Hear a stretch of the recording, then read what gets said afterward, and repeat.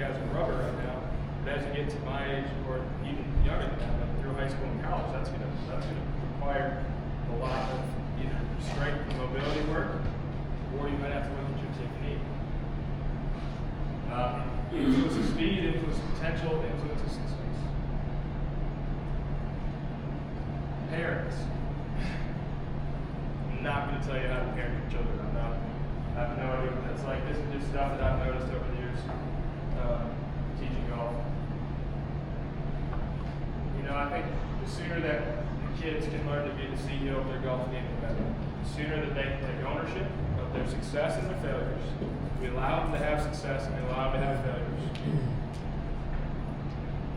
Learning to come up to you and say, hey, I want a golf lesson. Hey, I want to go play golf. Like if you can get your kid to the point where he is coming up to you saying, I want to go to the golf course. Can we go to the range on Saturday? You won. Done your job. That's the best thing you can do. Best parents I've provided an opportunity, asked if they had fun, out with this shop, love failure, love learning. It helps facilitate the relationships with your coaches, not put down on their coach all the time. Trust the instructor in the process. Ask questions. So I think another thing, like after the round is over, if you're playing a tournament, you guys just drove 3 hours. You guys do this all the time. Just drove 2-3 hours for a golf tournament, and you get in the car and you start saying like, "Oh, how'd you let that kid beat you?" Like that's, and doing that stuff constantly, like that puts doubt, and it puts stuff in the kid's head that you don't want that. I think it's better to come up to them and say, what do you think of how you roll? If I hear parents asking questions, that's when I get excited, because that's giving them ownership, helping them process and think through it, which is what I'm trying to do and helping everybody do. Unsuccessful parents.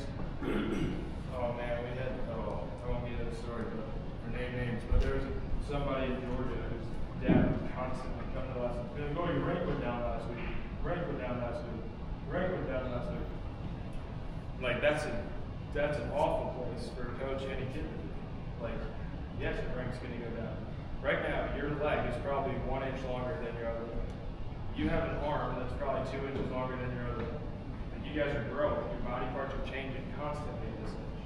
Like, you're going to have stretches of golf where you don't play as good as others, not because of your technique, not because of your attitude, not because of anything other than your bodies are changing. And a college coach understands that. Like, if you've got a good middle ground where you can shoot mid-70s, you've got some rounds under par, and then you've got rounds in 80s, that's okay. College coach teaches kids, he understands that it's not perfect, right?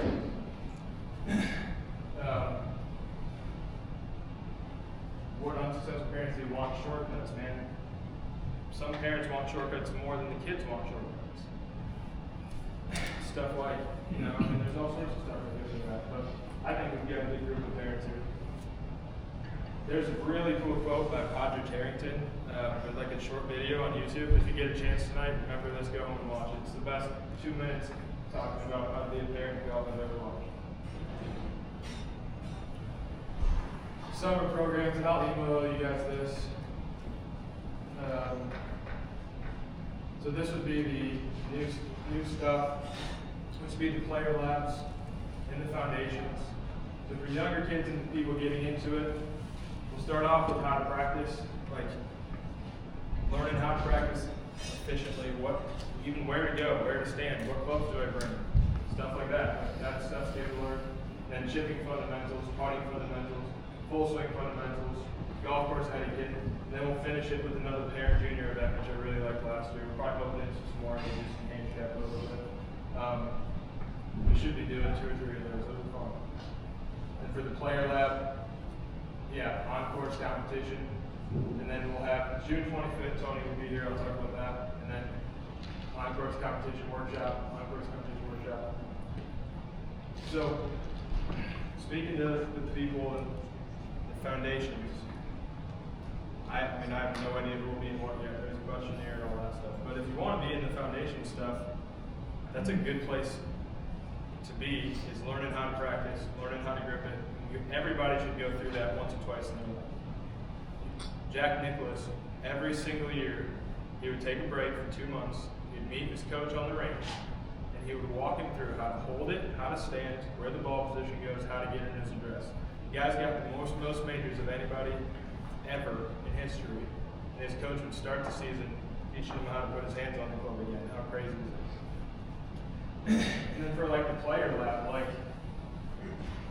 I don't know what it's going to become. You know, like it might be 3 kids standing out there and like it could be a disaster. We could get 15 or 25 kids. I don't know yet. This is, Noah and I talked about this yesterday, but like just trying to give something, put something out, let it grow and develop into something bigger, let it get, you know, better over time. But I'm doing it for you guys. Like over the winter, I was in Florida teaching seniors all day long. It was a blast. We had a ton of fun. But I was in between lessons. I'm thinking about you guys, how we can help you guys get better, what you guys can do, what you guys are up to. Care about all you guys. And so I thought this was a great way to give some structure to what you guys all already do, which is work hard, try to get better, and play a bunch of golf and love the game. And it's cool. It's cool to watch.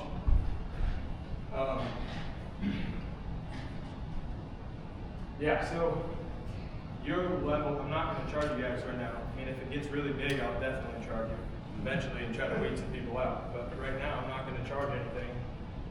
And it's going to be you guys' level of commitment, right? Like if you want to show up and get better, and you guys want to learn about how to keep stats, if you guys want to learn how to prep for a tournament, if you guys want to go out and beat people, it's on you. You're the CEO. I'm just here to provide you the opportunity to do what I've learned to do that. And that puts the ball in your court. You can take it as far as you want, or you can go in there with as little effort as you want. It's totally up to you. Learning versus performance. This is good for both people. So, basically, it's simple. There's 2 parts of our brain that get used when we're practicing golf and when we're playing golf. There's the performance side. As soon as there's the ball and a club in your hand, the brain's in performance mode. It's going to do what it's always done to hit the ball. That's why taking lessons is harder first. So, brain doesn't use the part of your brain that's trying to learn and do something different when it has to perform the task of hitting the ball. Come, what's up? When you take the ball away, your brain activates a totally different part of it, and that's where you learn. So that's why you see me do stuff with fans. That's why you see me do stuff in the mirror. That's why you see me do stuff standing on the 2x4. Because we're working the part of your brain that actually changes the motor pattern, which is without a ball, without a ball. And so when you guys are working on stuff that's coming out of lessons, whether it's dad getting stuff on the range, like learning to do it without a ball, spending a few minutes at home doing stuff in front of a mirror or in your living room is super beneficial. And then when you get on the golf course, that's where that section of developing is. Like, we learn how to make our golf swing better, and we also have to learn how to go on the golf course and play golf without obsessing over what the swing is doing. Okay? And that's where the 3 games of golf. It's a great book by Hank Johnson. There's the golf swing, which is what you guys work on the range, trying to make better golf swing. Okay? That's where the positions, the turn, and all that stuff, right? Then there's the golf shot, and that's what the ball does. Okay? So the ball fly high and straight, did it curve to the left, did I pound it like Megan did today on the driving range, 300 down the middle? Then there's the golf score. So that's what we do on the golf course. Okay? So those things operate separately. We work on the golf swing on the range, we work on the golf swing at home, we work on the golf shot on the range, then we bring the golf shot and the golf swing to the golf course and make a score. Does that make sense? This is another part that I wanted to try to provide some education on. So, on the left here is Tony Ruggiero. That's my mentor. That's who I've worked for several years now. I would not be here, and this presentation would not be happening without all the ways that he's invested in me.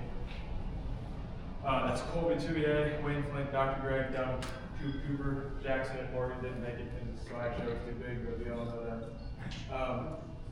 So Tony put together this team years ago. He was coaching at Mobile Country Club. He took 4 players from one golf course to the tour, 4 juniors, from the time that they were kids to the tour. That's crazy and unheard of. built 2 world #1 juniors. He's got a U.S. amateur winner and a U.S. runner-up. He's got a major. He's got lots of tour titles. Tony comes here every single month. I never say this without it sounding salesy, but like, you're doing yourself and your kids a disservice by not getting him to spend a little bit of time around Tony and getting to learn what he knows. Because he's unbelievable when it comes to junior development. Colby, another part of our team. Colby trains Tiger Woods, Lexi Thompson, Charlie, Brooks Kepler, Justin Thomas. He has a fitness center down in Jupiter, Florida. He works really closely with all of us. In fact, half of the guys, Colby has seen your golf swing before, and I've asked him advice on how your body moves, stuff like that.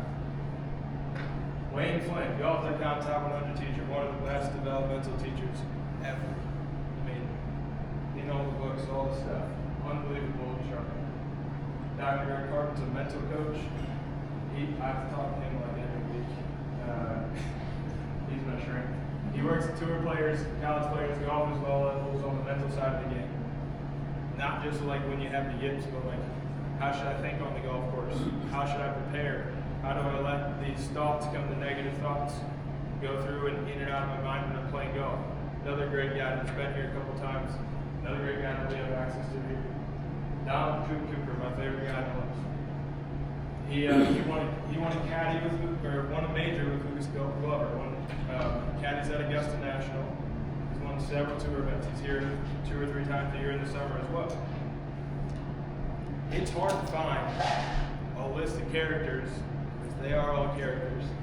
It's hard to find a list of characters better than that list of the team that Tony's built behind us that you guys all have access to. I mean, I couldn't think of anybody else that would be better than these guys.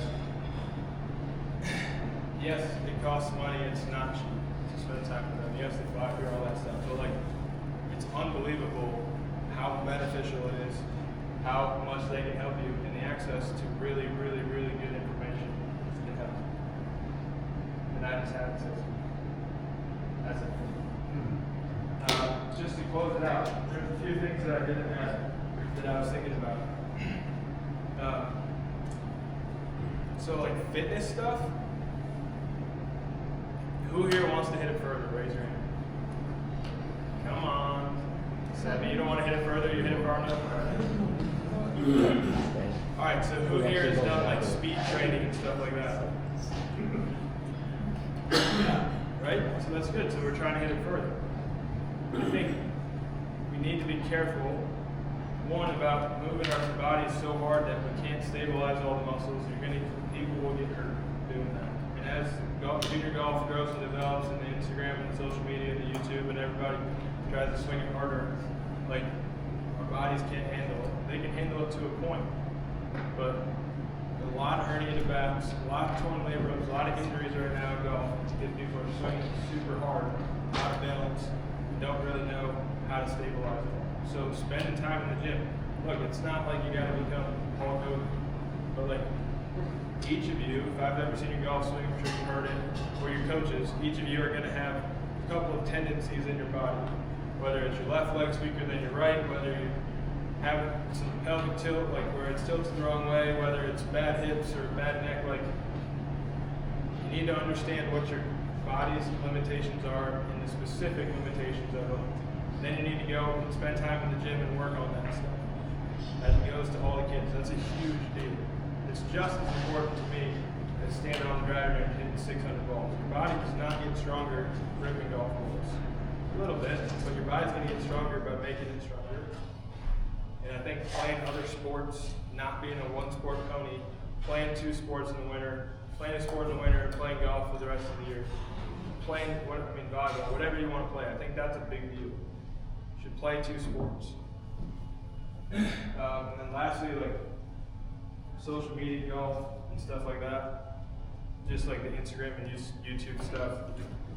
We've all done it. We've all stuff on YouTube and Instagram and then gone to the range and tried to do it. And I would just say to that stuff, yeah, totally do that. But you need to understand is when you watch an Instagram video or a YouTube video and you go to the range, your body doesn't understand how to do it for the first 5 or 6 shots, maybe even 10 shots. And you might not be doing it right at all. So what happens is we end up going to the range, trying to